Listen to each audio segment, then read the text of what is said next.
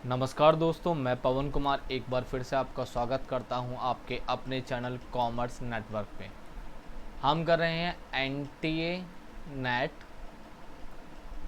2020 के लिए प्रिपेयर, और जो आज का टॉपिक है वो है पेपर नंबर 1, जो कि कॉमन पेपर है सभी सब्जेक्ट के लिए, भले ही आप कॉमर्स से हो, मैनेजमेंट से हो, चाहे पॉलिटी से हो।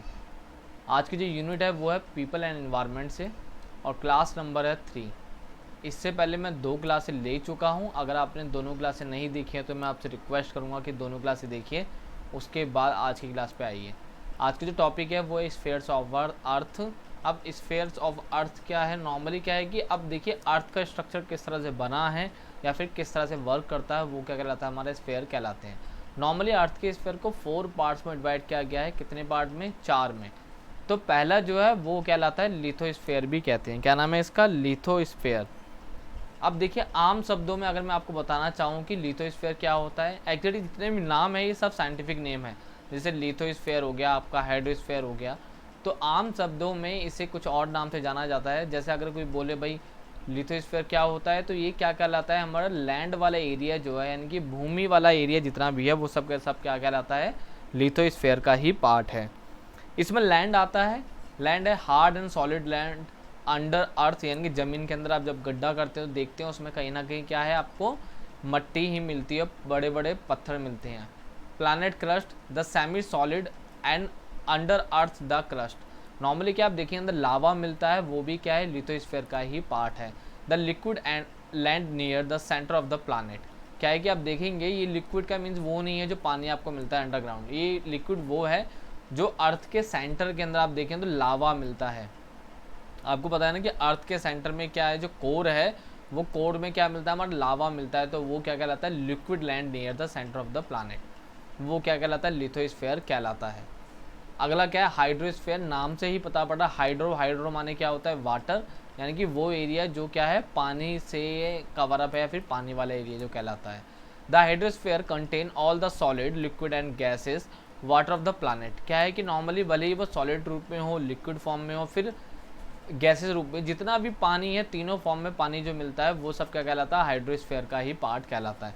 नॉर्मली आप सब जानते होंगे कि पानी की तीनों स्टेज होती हैं। पहला क्या होता है भाई, पहला होता है सॉलिड, जब वो क्या बनता है, आइस बन जाता है। लिक्विड, जब वो क्या होता है, नॉर्मली पानी जो होता है वो लिक्विड फॉर्म में होता है। और लास्ट क्या है, गैसेस, जब आप गर्म करते हैं तो क्या बन जाता है, गैस के रूप में कन्वर्ट हो जाता है। तो तीनों ही फॉर्म जो होती हैं, तीनों की तीनों किस में आती है, हाइड्रोस्फीयर का ही पार्ट कहलाती हैं।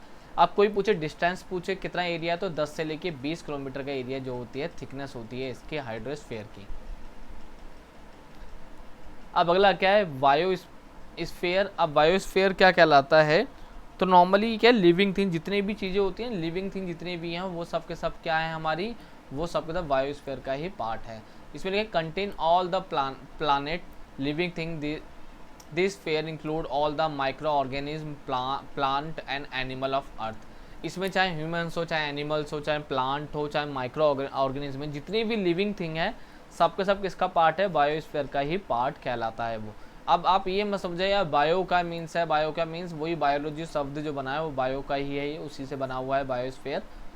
तो ये बायोस्फीयर कहलाता है। अगला क्या है, एटमॉस्फेयर। तो इसमें क्या है, जितना भी ऑल एयर, जितनी भी एयर है, हवा है अर्थ के चारों तरफ, वो सब क्या है, एटमॉस्फेयर का ही पार्ट है। क्या है कि कई बार एग्जाम में पूछा गया है, वो पूछ लेता है भाई लिथोस्फीयर क्या होता है, हाइड्रोस्फीयर क्या होता है, बायोस्फीयर क्या होता है, एटमॉस्फेयर क्या होता है, या फिर कौन कौन से पार्ट हैं भाई, लैंड किसका पार्ट है, लिथोस्फीयर का, हाइड्रोस्फीयर का। तो ये सब चीज़ें आपको पता होनी चाहिए। बिल्कुल बेसिक टर्म है, आपने पढ़ी होंगी छोटी क्लासों में। लेकिन क्या होता है कि हम सोचते हैं यार हमने पहले पढ़ रखा है, हमें तो आता है, लेकिन एग्ज़ाम टाइम में सब कुछ क्या है, दिमाग से निकल जाता है। तो आपको पता होना चाहिए कि क्या क्या चीज़, हाइड्रोस्फीयर में क्या क्या चीज़ें आती हैं, हमारा लिथोस्फीयर में क्या क्या चीज़ आती हैं, और जो बायोस्फीयर में क्या चीज़ें कवर अप होती हैं, उसके बाद एटमॉस्फेयर में क्या आता है। इन सब के बारे में डिटेल में पता होना चाहिए। ज़्यादा भी नहीं पढ़ना डेप्थ में, लेकिन जितना मैंने आपको नोट्स प्रोवाइड कराए हैं एटलीस्ट उतना तो आपको पता होना चाहिए। अब देखिए जो एटमॉस्फेयर है ना, सबसे बड़ा पार्ट जो है वो किसका है, हमारा एटमॉस्फेयर का है। एटमॉस्फेयर जो है हमारा, आप देखेंगे कि कितने पार्ट में, टोटल 5 एरिया में कवर अप है, कितने, 5 पार्ट में बटा हुआ है। अब वो कौन कौन सा, तो देखिए सबसे पहले क्या है, पहले तो मैं एक चीज़ बता दूं आपको कि ये जो है ना, ये इस टाइप से है, ऊपर की तरफ, बॉटम टू टॉप। यानी कि आप देखेंगे कि ज़मीन से जो 10 किलोमीटर तक का एरिया है वो, उसे क्या कहते हैं, ट्रोपोस्फेयर के नाम से जाना जाता है। क्या कहता है, ट्रोपोस्फेयर के नाम से जाना जाता है।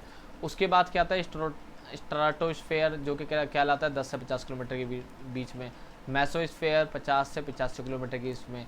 थर्मोस्फेयर 85 से लेके 500 किलोमीटर की जो एरिया जो होता है वो। और एक्सोस्फेयर जो है ये 500 किलोमीटर से ऊंचाई वाला। ये आप देखें डिस्टेंस जो ऊंचा है, यानी कि आप देखेंगे जो ज़मीन है जहाँ पे आप बैठे हैं इस टाइम पे, तो वहाँ से 10 किलोमीटर ऊपर हवा में है, ये वो एरिया कवर अप करा। फिर उस 10 किलोमीटर से लेके 50 मीटर तक का ऊपर का एरिया जो है वो किसका कहलाएगा, स्ट्राटोस्फेयर का एरिया पार्ट कहलाता है। फिर 50 किलोमीटर से 50 किलोमीटर ऊपर जब हवा में जाएंगे तो मेसोस्फेयर कहलाता है। फिर 85 से लेके 500 किलोमीटर का एरिया जो है थर्मोस्फेयर कहलाता है। और 500 किलोमीटर से ऊपर वाला एरिया क्या कहलाता है, हमारा एक्सोस्फेयर के नाम से जाना जाता है। काफ़ी आसान है, कई बार डिस्टेंस पूछ लिया गया है, वो पूछ लेता है भाई एक्सोस्फेयर, स्ट्रेटोस्फेयर, ट्रांसफोस्फेयर, थर्मोस्फेयर किसका पार्ट है, तो आपको पता होना चाहिए किसका पार्ट है ये एटमॉस्फेयर का ही पार्ट है। क्योंकि आप देखेंगे स्पेस में आप जाते हैं तो स्पेस में आपको एयर ही मिलती है। ऐसा तो नहीं है कि आप हवा में गए और हवा में आप देखेंगे भाई बहुत बड़े तालाब हैं, समुद्र है हवा में, ऐसा तो नहीं होता ना, सिर्फ एयर मिलती है हम लोग को, तो वही एटमॉस्फेयर का ही पार्ट कहलाता है। अब देखिए टाइप्स ऑफ जो एयर पॉल्यूशन है उसकी बात करते हैं, तो नॉर्मली जो एयर पॉल्यूशन है तो कितने टाइप के हैं, ये 3 टाइप के हैं। तो पहला जो है वो कहलाता है पर्सनल एयर एक्सपोजर, फिर सेकंड है occupational air exposure, and third है कम्युनिटी एयर एक्सपोजर। क्लियर। अब देखिए पर्सनल एयर एक्सपोजर की बात करें तो क्या है, नाम से ही पता पड़ रहा है क्या नाम है इसका, पर्सनल जो कहलाता है। अब देखिए पर्सनल ये कौन सा कहलाता है, जो यानी कि आप खुद करते हैं, तो यानी कि जो मेरे खुद के द्वारा जो किया जा रहा है वो क्या कहलाता है, पर्सनल एयर एक्सपोजर कहलाता है। इधर लिखा है is affected by human behaviour, किसके द्वारा, ह्यूमन बिहेवियर के द्वारा होता है। Has consequence for individual and collective health, क्या है इसका परिणाम क्या होता है, हम इंडिविजुअल को ही फ़र्क पड़ता है, और कलेक्टिव हेल्थ यानी कि जितने भी लोग हैं आसपास उन सबको भी इसका इम्पैक्ट पड़ता है। जिसका एक अच्छा एग्जांपल क्या है, स्मोकिंग करना। आप देखेंगे अगर आपकी फैमिली में कोई एक पर्सन अगर मान लो आपकी 6 मेंबर की फैमिली है और एक भी अगर स्मोक करता है तो उस केस में क्या होगा कि उससे जितना भी धुआं निकलेगा वो इन 6 लोगों क्या करेगा, इम्पैक्ट डालेगा। नॉर्मली आप टीवी पर एडवर्टाइजमेंट आती है, या स्मोकिंग जो है पूरे परिवार को कहीं ना कहीं क्या करता है, इसका भुगतान करना पड़ता है। तो वो यही है कि एक पर्सन स्मोकिंग तो एक कर रहा है, मान लीजिए कि आपके घर में कोई बुजुर्ग है जो क्या कर रहा है, स्मोकिंग कर रहा है, तो स्मोकिंग भले बुजुर्ग कर रहा हो लेकिन उसका इम्पैक्ट क्या है, घर के छोटे छोटे बच्चे पे भी पड़ेगा।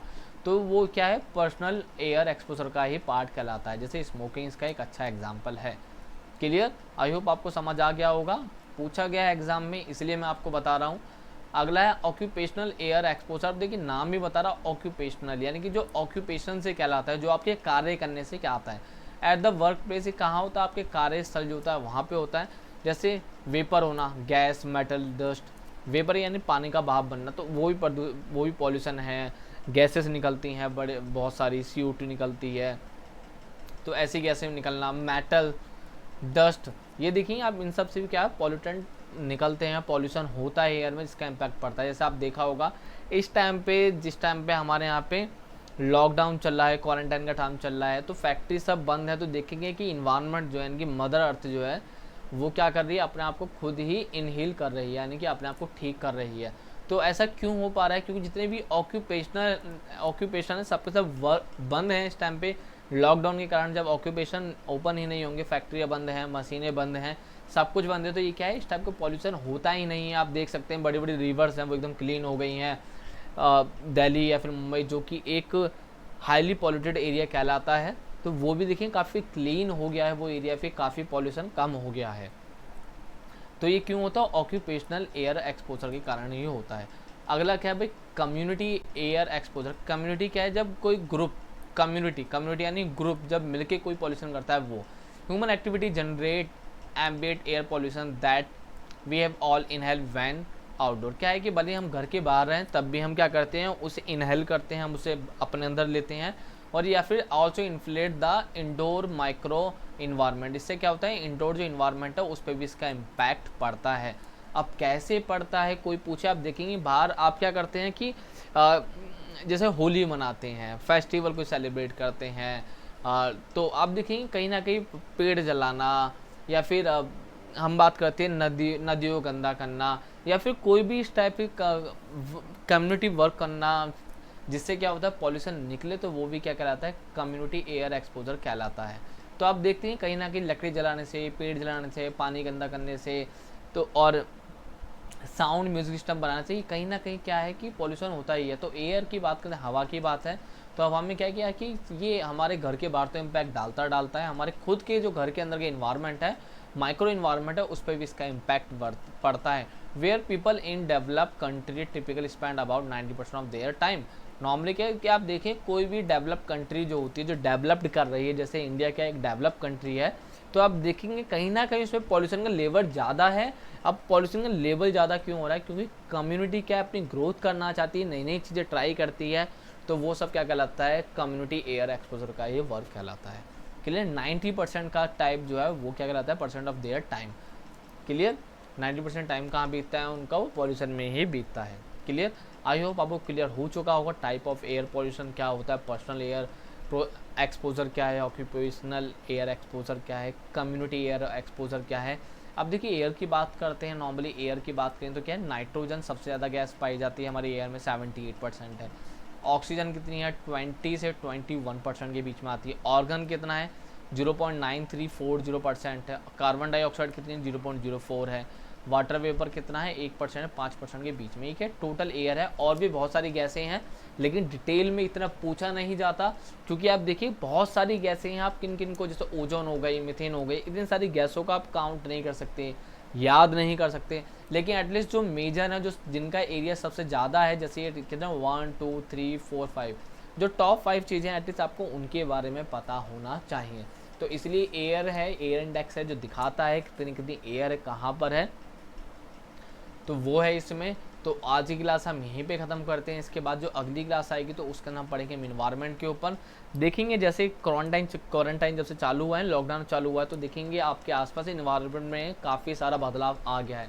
तो क्या क्या बदलाव आया हुआ है, करंट का काफ़ी बड़ा इशू है, और ये पेपर में पूछा जा सकता है, काफ़ी इंपॉर्टेंट है, तो हम अगली क्लास में वो कवर अप करेंगे। अगर आप PDF नोट्स चाहते हैं तो उसके लिए हमारा चैनल है कॉमर्स नेटवर्क, टेलीग्राम ग्रुप है, जिस पे आप जुड़ सकते हैं। आपको सारी PDF फ्री ऑफ कॉस्ट इसी चैनल पे मिल जाएंगी, कोई चार्जेस नहीं है, सब कुछ फ्री है। अगर आपको वीडियो पसंद आई तो यार लाइक करिए, सब्सक्राइब करिए एंड शेयर करिए। मिलते हैं कल अगली क्लास में, जब तक बाय एंड टेक केयर।